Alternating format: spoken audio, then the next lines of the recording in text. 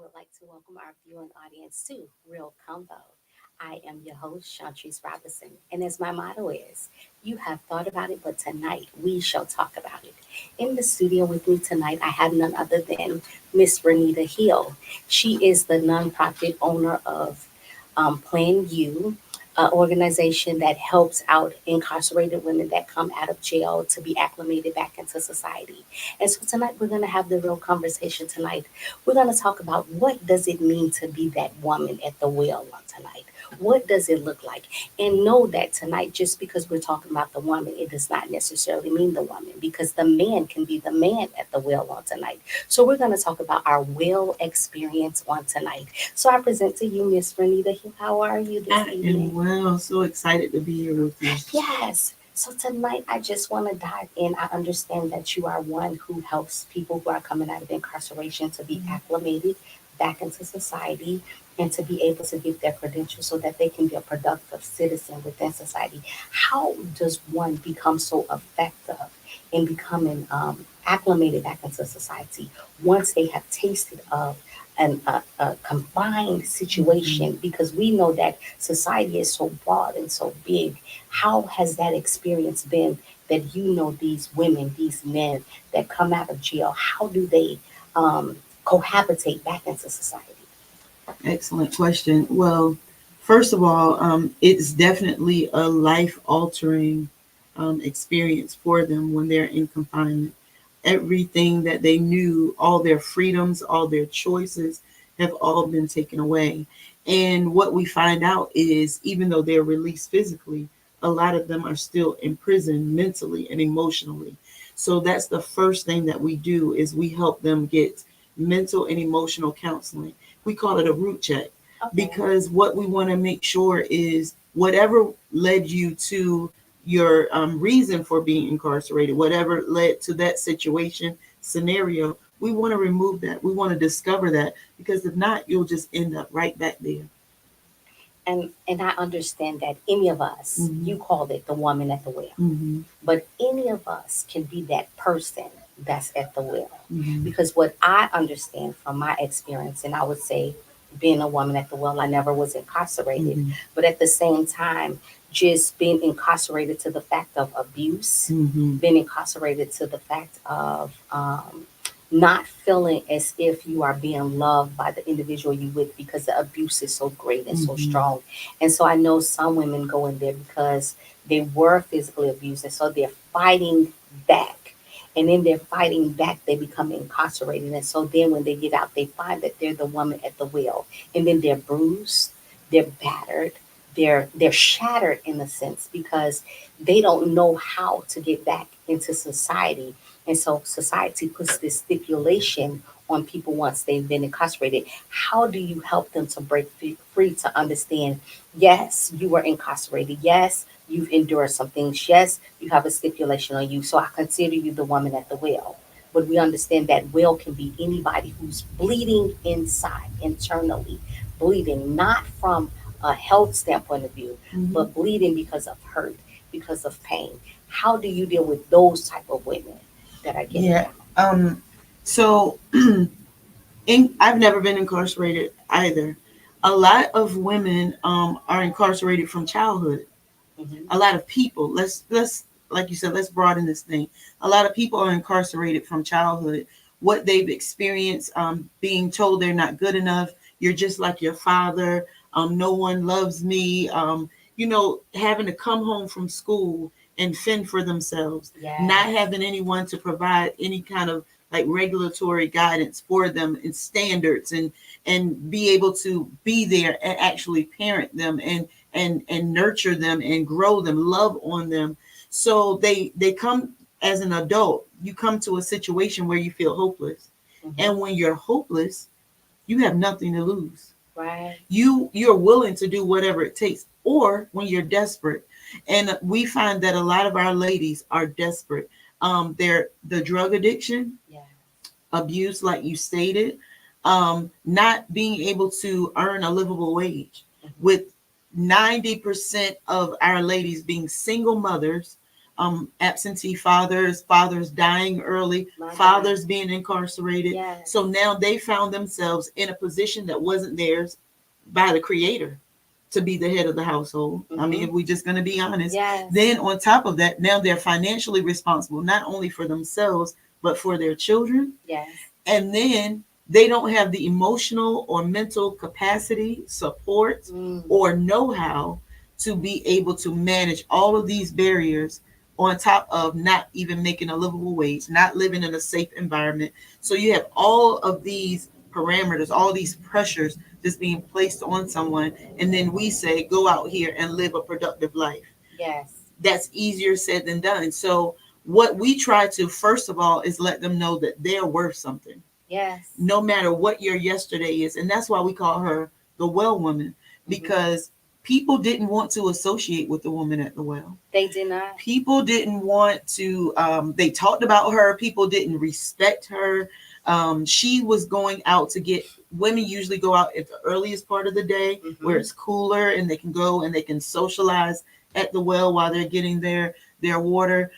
But she was going at the hottest part of the day, Yes, she was. at a lonely time where no one else was there, Mm-hmm. because she wanted to avoid the ridicule, the criticism, and all of the other things that come along with being shunned and isolated. And a lot of times that will make you feel less than. Yes, it That'll will. make you feel like you're not good enough, not important, like you're just thrown away, you're Mm-hmm. trash, Ostracized. ostracized. And so you Mm-hmm. find yourself finding that love and nurturing, even if it's in the wrong place, from somewhere, which possibly could have led her to having 5 husbands, and the And the one one she's she's with with wasn't wasn't hers. hers. Mm-hmm. So it's very possible that that could be her situation. But let's change that from husbands. That could be the reason why I decided to leave my job and go out here and scam. That could be the reason why I Yes. decided to abandon my children and go out here and do drugs. Right. Everybody has that thing, and we don't know what someone's breaking point is, or how dare we say you should be able to handle it. We don't know.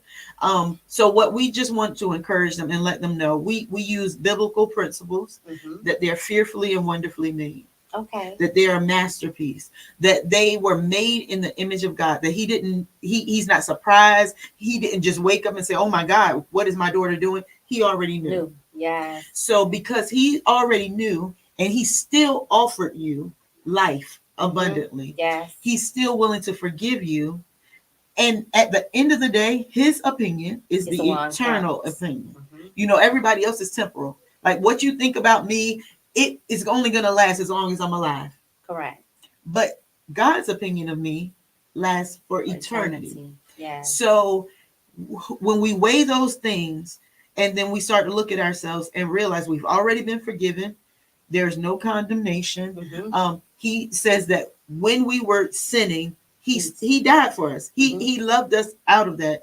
And then on top of that, in a more natural sense, when you think about it, people will move on to the next big thing. The next scandal come out, they've Yes. forgotten about this one, Mhm. So yeah, they may talk about you today, but the best way to overcome that is to live a life that's productive. Mhm.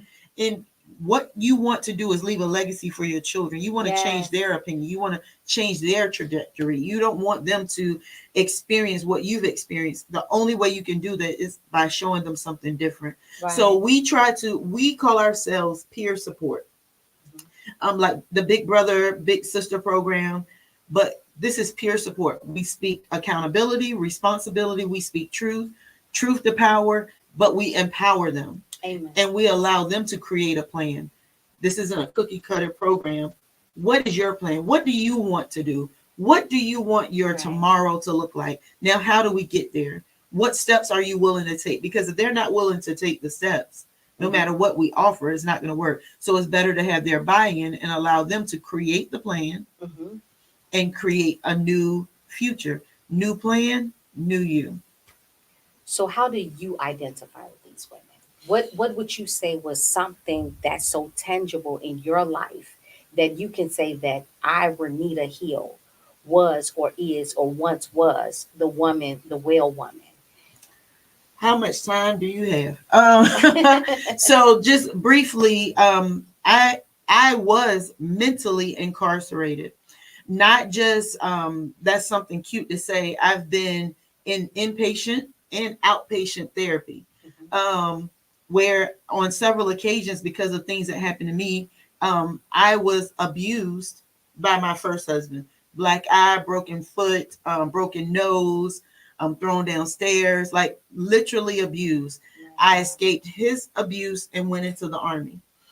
Upon arriving in the army, the only person that they would allow for to take my children to my first duty assignment in Fort Bliss, Texas, was my soon-to-be ex-husband. That's the only one the military would pay for. I'm a private; I can't afford that. So when he comes out to Fort Bliss, Texas, he finds drugs because that's what happened. He got addicted to drugs. He became abusive, things like that. Mhm.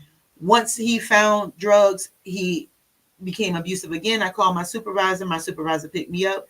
Upon picking me up, took me to his home, which not supposed to do. He was supposed to take Right. me to a transient spot, the barracks, somewhere else. I had my two little children, me. We're in his home with his family. In the middle of the night, he rapes me, and this is my Wow. direct supervisor. So it changed who I was as a person. Hmm. I became very angry, very protective, very defensive, just a total different person. I wasn't able to live. I was confined. Hmm. I couldn't be myself because being myself left me unprotected. I couldn't ask for help. Hmm. Where do you go? Because every time you ask for help, something happens. Every time you trust somebody, something happens. Every time somebody say, I love you, I got you, something happens. So you're living a life where you think you're in control, but you're really shunning and keeping everybody ostracized. You're keeping everybody at bay, to include God. So I lived that life for 22 years, Oh my God, that's a long time. a long, long time. So my kids didn't get me. Mm. No spouse got me. My mom, my sisters, no one got me because I was in prison. Right. And so when the Lord finally freed me after 3 attempts of suicide, Mm. when the Lord finally freed me, um, what I felt was I can't just hold this for myself. Hmm.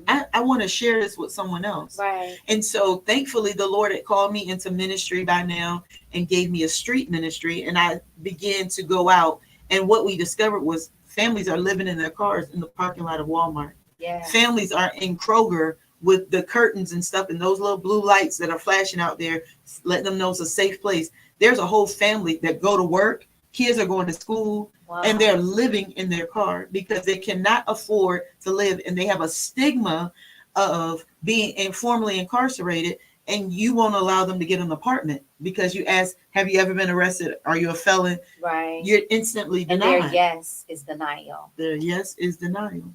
And so that's how I relate to them. Like I tell them, I don't know what it feels like to be in prison, but I do know what it feels like to be imprisoned.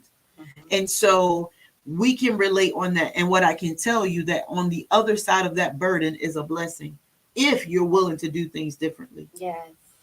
Yes, I can truly identify with you as far as being in the military and being taken advantage of Mm-hmm. because likewise that was myself too. The one thing I can express and can say is I understand that the stressors of being imprisoned in your own mind, Mm. in your own heart, not being able to break free.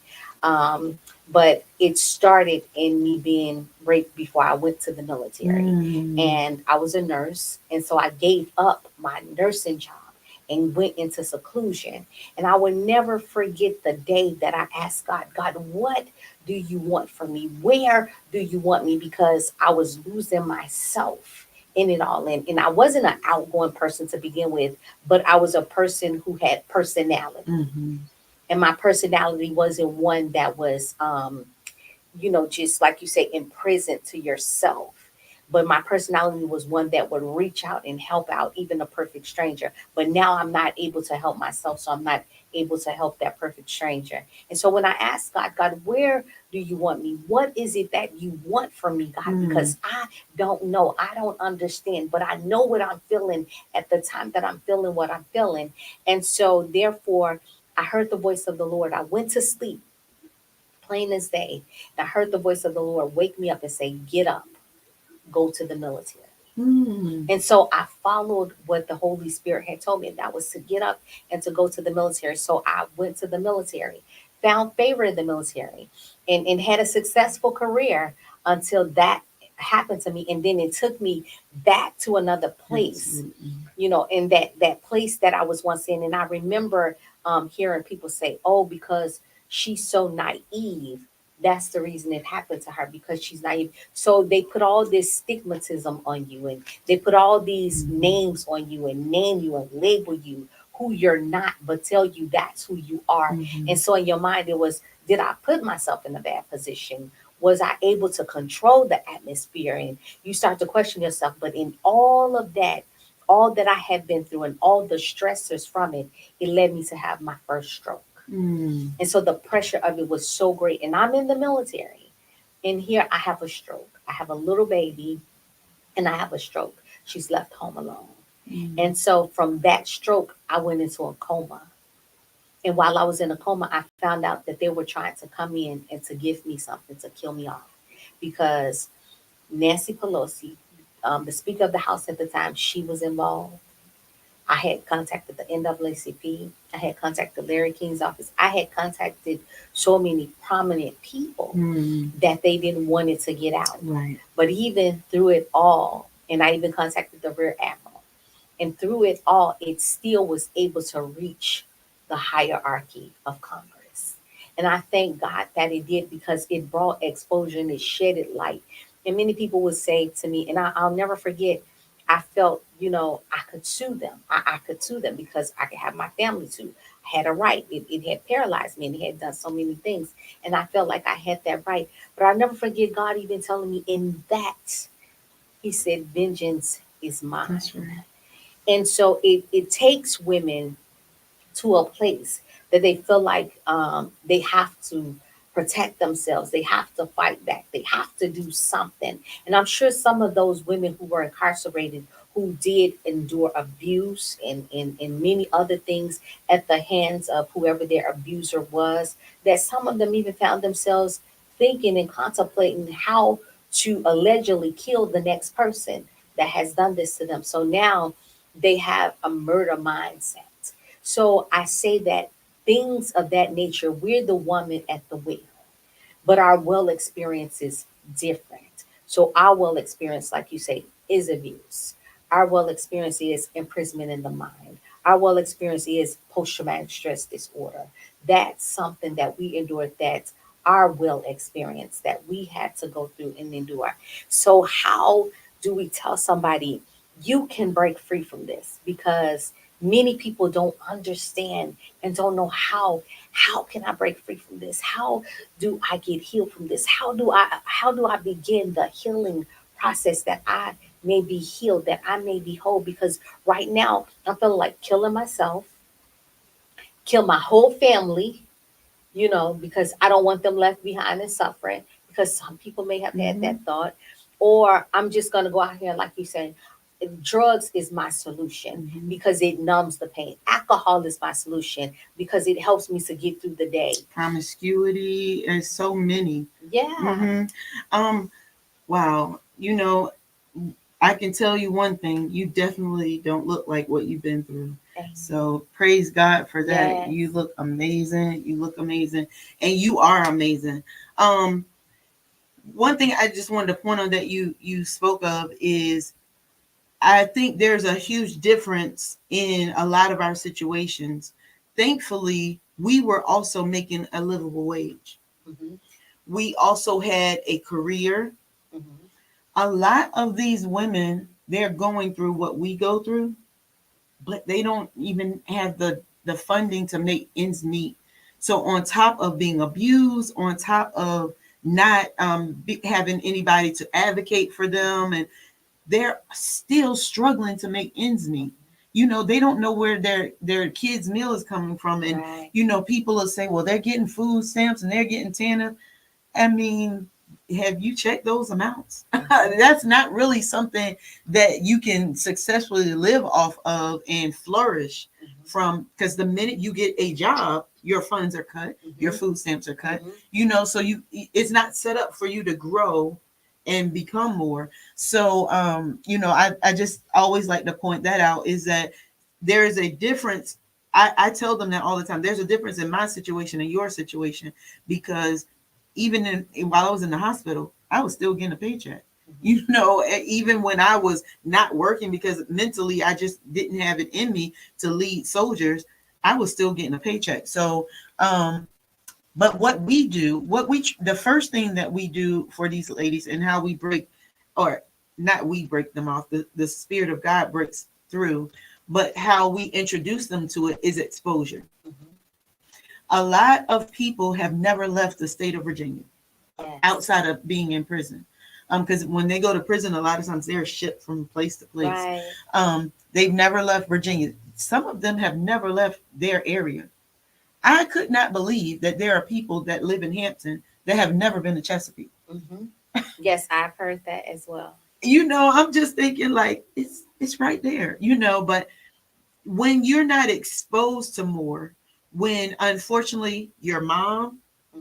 lived a certain way, your aunts, your family, what you see, your dad, everybody's lived this life, that becomes a norm. Even though it's dysfunctional, Right. we look at it as chaotic, it is cumbersome. You're like, what in the world? Even though that's how we view it on the outside, this is their norm. They know nothing different. They don't know anything. They don't know to desire more, because they haven't seen more other than television or something like that. And that's like a dream. That's like Yes. it. You know, that's good for them, but that'll never happen for Hmm. me. So what we try to do is expose them to new opportunities, expose them to things they've never seen. That's why we want them to not go back to where they were before incarceration. Hmm. We want them to live somewhere differently, so Right. that they can see how to take care of your home, how your home is supposed to be neat, budgeting a checkbook, Hmm. opening a bank account, like Hmm. things that we take for granted, they've never learned. Wow. So we just want to expose them. So we have workshops. Hopefully, we'll have a new partner, and we're going to teach them about real estate investing. We're going to teach them about becoming a realtor. Because think about this: I'm a drug dealer. I'm making $6,000 a day. We're just Hmm. saying, you know, or I'm a scammer and I'm getting people's credit cards and I'm bringing in $8,000 a month. Wow. Well, $20 an hour, even that's not gonna feed that thing that had me desiring to go out here and do wrong. But what if we were to take that skill that you had from being a drug dealer, or scammer, or robber, or whatever criminal activity you had, and we applied that to something that was legal, and you became an entrepreneur? Right. Then you could decide how much you make. You could decide when you work. You could put all that effort into that and become a success story and a business owner. That way you don't have to fill out an application. And when they say, have you ever been arrested? Are you a felon? You don't have to check anything, because you own that business. Correct. It's your business. Right. And then you can open the door and do maybe an apprenticeship for someone else that has traveled on the same path as you. So we try to introduce them to marketable skills, livable wages, affordable housing. We want to show them a whole different gamut, a whole different perspective of life and living. We want them to have life more abundantly. And be productive in society. Mm-hmm. I understand that.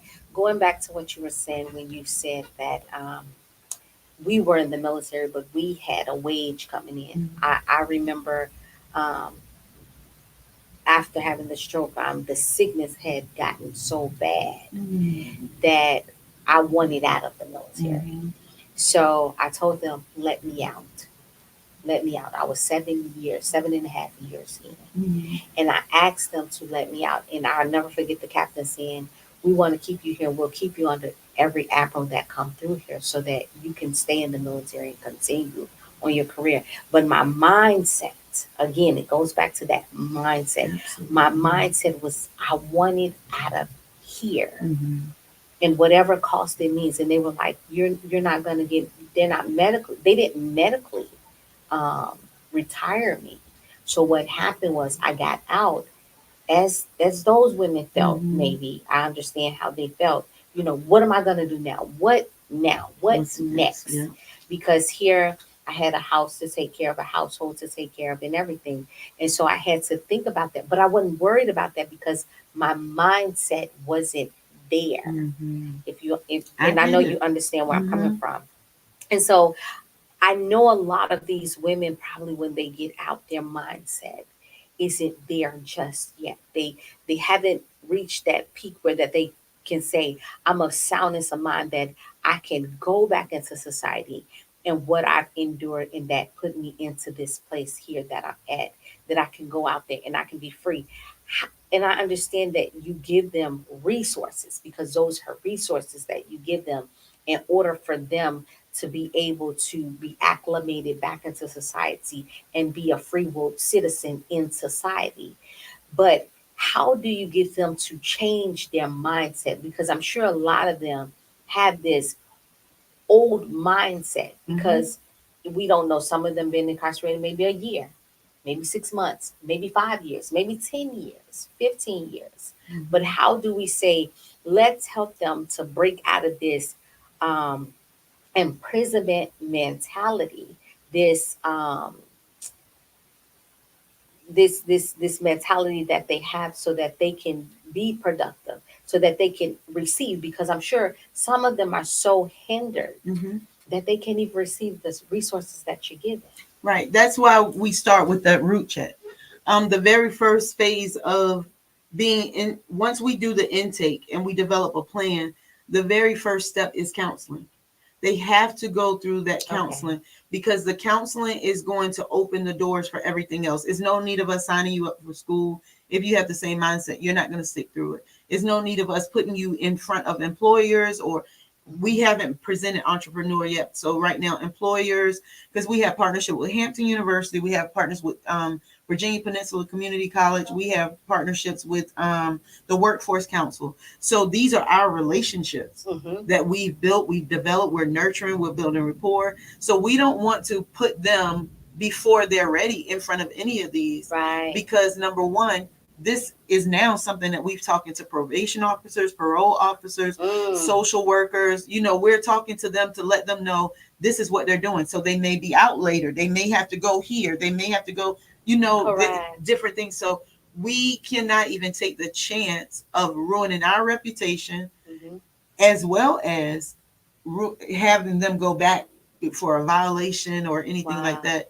So they have to go through mental and emotional counseling. We have two firms, Teachable Moments Therapy Group, that we work with, and we also have Second Chance Comprehensive Mental Health Assessments. And these, they specialize in post traumatic stress disorders, play therapy, sexual trauma, like drug rehabilitation, cognition, mindfulness. It's so many services that they focus on, and they will help them get the health care that they need to be able to Mm. pay for that. We're working on a partnership with Riverside now that will take them without health care, because that's Wow. another problem Hmm. that some of them, even though they're offered these services before they get out, to go and to get these services, get the health, get, list everything that you need in Hmm. order to get out.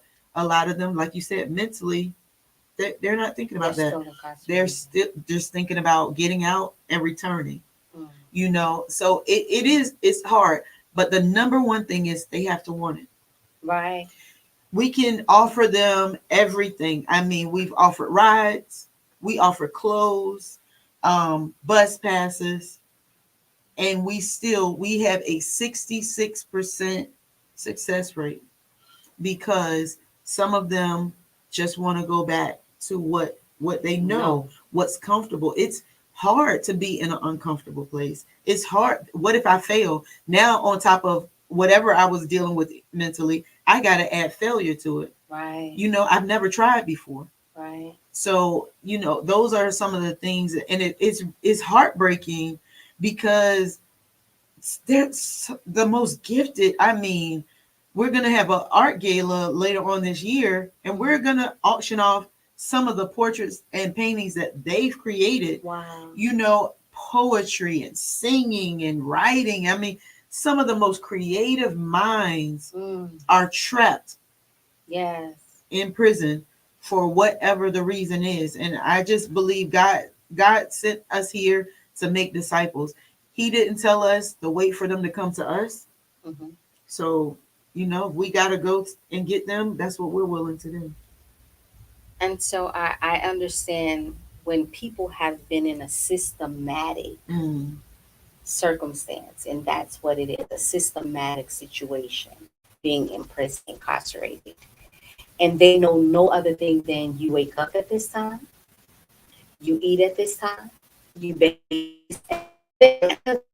when you first into the movie. You have to wake up. It becomes that's mhm, systematic because you know the routine every single day, just about, unless you're going to war. So how do we break people who are so used to a systematic, I mean, um, a systematic program that governs them and tells them this is what you do at this time and this is how you do it? How do you help someone to overcome the systematic way of thinking? Because you're telling them, well, you're out now, you're free now, you're not behind bars, so you get up and you have a job interview tomorrow. How have you seen people routinely break themselves out of this systematic way of thinking? Well, honestly, we encourage them to maintain it. It's quite the opposite. Um, because what usually happens is when they get out, they want to just run free. They just want to be spontaneous. They just want to be reactive. We tell them, don't think of it, like you said, as systematic or as a program. Think of it as structure. Hmm. If you're used to, a lot of them would tell us that breakfast is like at four something in the morning, Hmm. lunch is like 9 or 10, and dinner is like 3 o'clock. Wow. And so if they don't have money on their books to get snacks at like 6, 7 o'clock, they're starving until Wow. the next morning. And so I say, think about it. If you're used to waking up that early, you should never be late to a 9 o'clock interview Hmm. or 8 o'clock job, because you're already programmed to wake up. Your body is a natural alarm clock. God is so amazing. You can just wake up at that time or 5, 10 minutes close to it Hmm. because your body is used to it. So what we just try to do is change their perspective. Don't look at it as a chore. Don't look at it as a task or a burden. Look at it as an opportunity. You know what? I was waking up to go and eat in a facility. Now I get to wake up and cook myself breakfast Hmm. or go pick up some breakfast and then head to a job where I'm not getting paid 12 cents an hour. Hour. I'm getting paid $17 an hour. That's exponentially Wow. a whole lot more than Hmm. what I was, so it's just changing their perspective and what they're expecting of themselves. Hmm. Hold yourself accountable. You were already doing it. You were already living this structured life and you made it. Right. Now you have some freedoms, you have some liberties, but don't change that. Don't start hanging out late, 10, 11, 12 o'clock. Now your body's tired. It's hard to get up, Correct. and now you're making excuses. Your friends don't, they're off today. It's a Saturday. You want to hang out. Hmm. Mm-mm. You got a plan. So we try to keep them not confined, but structured. That's a part of their plan. What time is bedtime? Because you need to be a good steward of your time. You can get money back, you can get clothes back. But You you don't get time. cannot get time back. You've already lost time. Yes. You've already been. Think about the ones that went into prison as children. Yes. Now you come out, you've never driven a car. My God. You never graduated from high school. You know what I mean? Like you're behind. And we don't want to say that, but God can redeem, Read he the can time. restore, but it's going to be a factor. Are you ready for that? If you're not ready for that, then let's get you ready for that. Because when he wants to bless you, he wants to bless you and you be a good steward of it. You don't want to get blessed and then lose it all. Yes. So, why do you think that so many of them want to return back, even with all of the programs that you all have in place and the measures that you all have to help them to be able to be acclimated back to society? Why do you think it is that some of them, not all of them, Mm-hmm. want to just let me go back there. And then they find themselves going back there, and they'll do things so that they can end up back there. Mhm. Why? Some ladies, well, even men, they have nowhere to go. Mm, So at least in there, I was safe. Just think about, you're in a relationship, you have no money, you have no skills. You did whatever you did, prostituting your body for this person. mm, And this is a real situation, prostituting your body for this person. You get arrested, you go to jail, they're living their life, you come back. That you're going back there. You're going right back to that situation. Now, maybe they give you a month, 2 months of getting yourself back together, but they put you right back to work. You were safer in your mind back inside. wow. So you don't mind going back. You don't mind. It's only when their circumstances change mentally. You said it the other day, as a man thinketh, So is he. so is he. And as long as their mind is incarcerated, it's not a burden to go back and forth. It's not, because that's comfortable. That's what I deserve. That's where I belong. Wow. It is what it is. You know what I mean? Like that kind of thought process. Um, a lot of them are still hopeless. And then there are a lot of programs that misrepresent who they are. That's part of the reason why we're having the conference, to bring people and put them on the carpet, because they are presenting, we help you with housing. Mhm. But if a family member pays for a hotel stay while they're on the list, they get bumped to the bottom of the list because they're not considered homeless. Because Wow. a family member, or even if they have a job and they're paying for a hotel, waiting for a house, you're bumped because you're not considered homeless. You're only considered homeless if you're out on the street, or if an organization is paying for your stay. Other than that, you're called preventative, and someone is helping you, so you're okay. Wow. And domestic violence is supposed to get you pushed to the front, Mm, does not. Still like a 3 months. We have ladies right now that are waiting for housing 3 months, 6 months. This wow. is the regional hotline that you see on those little billboard signs that say "Don't help the panhandler." There are organizations and the city is helping, and then they have the number, regional Yes. housing hotline. Call that number, advocate for your person. They'll say, okay, about 6 months.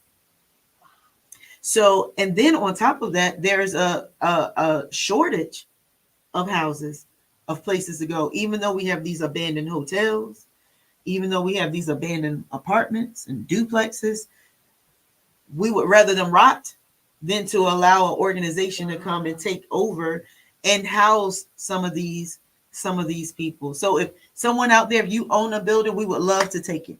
We will fix it up. We just need the opportunity, because there we have I have had this year, 2024, three ladies that have went back into incarceration, Wow. Wow. That's because it something. was just easier to go in there. At least they know they were safe. They were covered. It's too cold. Mm, Too cold.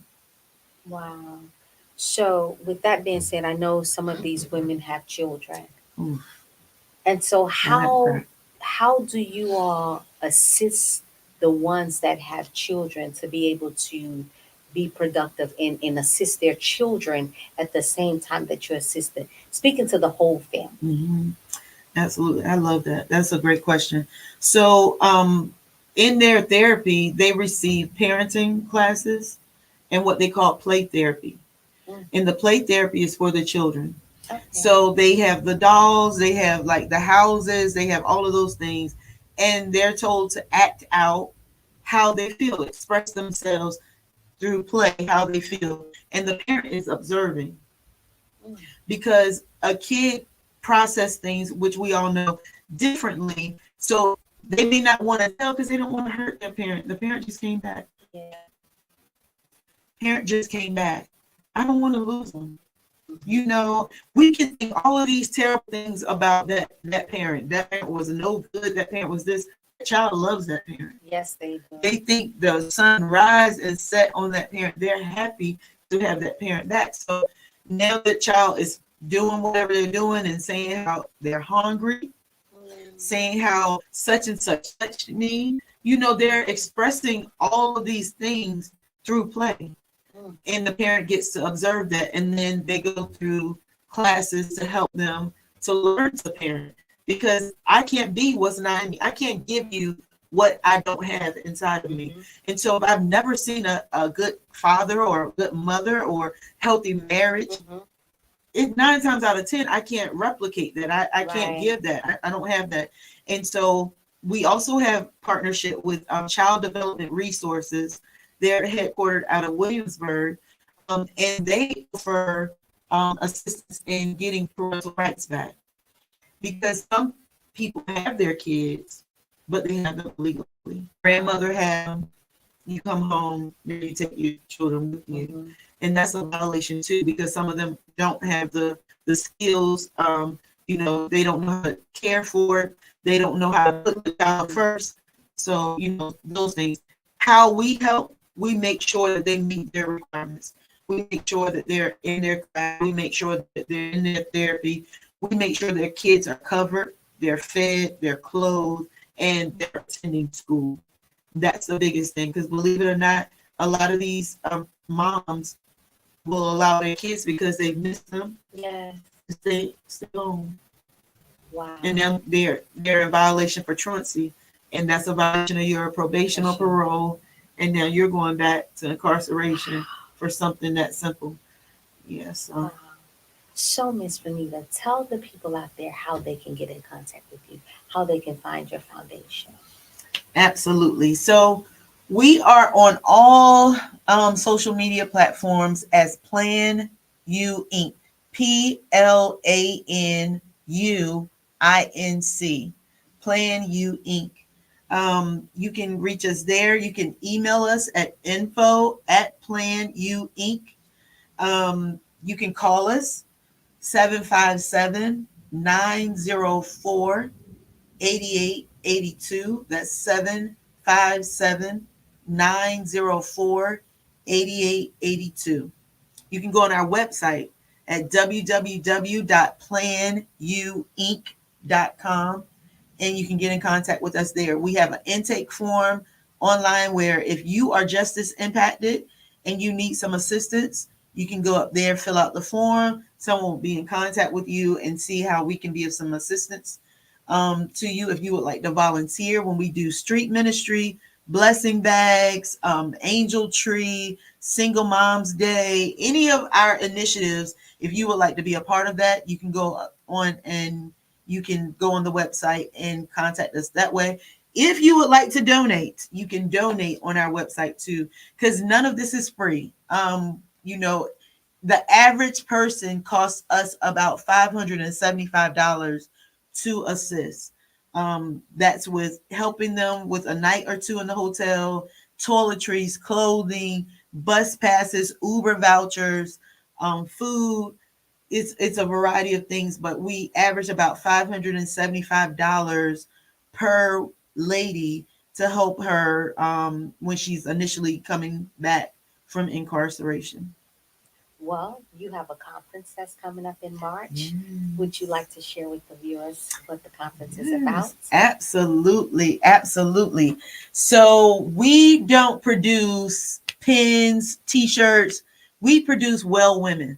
And these women are whole, they're empowered, and they love their lives. And so we have a conference March 22nd and 23rd of this year at the Hampton Roads Convention Center. We have a day filled with resources. So if you are a brother and you want to come out, you are more than welcome to come out. We will have everyone from the mayor, the city of Newport News, city of Hampton, Salvation Army. Every resource will be in the building to assist you and to help you to get reacclimated into society and be productive. In addition to that, we're also going to have some breakout sessions on Saturday. We'll have learning how to flip homes, learning how to invest in real estate, loyalty and labels. You spoke about that early. We're loyal to a lot of labels that people told us. What was the woman at the well's name? We have no idea. We just know she was the well woman. So yeah, you can just come. There's a lot going on. We got a gospel recording artist performing, Shantina Davis. We have Pastor Siobhan Smith that'll be there. We have psalmist Stephanie Pope that'll be there. I'll be in the building. Shantrice will be in the building. Yes. Oh my goodness. You do not want to miss it. There's so much going on. I could be here all day explaining it, but it's the wellwomanexperience.com. You can go on the website, either Plan You Inc. or the wellwomanexperience.com, and you can find out more about the conference. If you're just as impacted, everything's free for you that weekend. Everything, food, fun, fellowship is completely free. All our other ladies, we ask that you would give a donation for a ticket and come on in, and let's celebrate and let's enter broken and leave well. Well, I have been your host, none other than Shantrice Robinson. You have heard it here first on Real Combo. So until next time, live, love, and have a real conversation.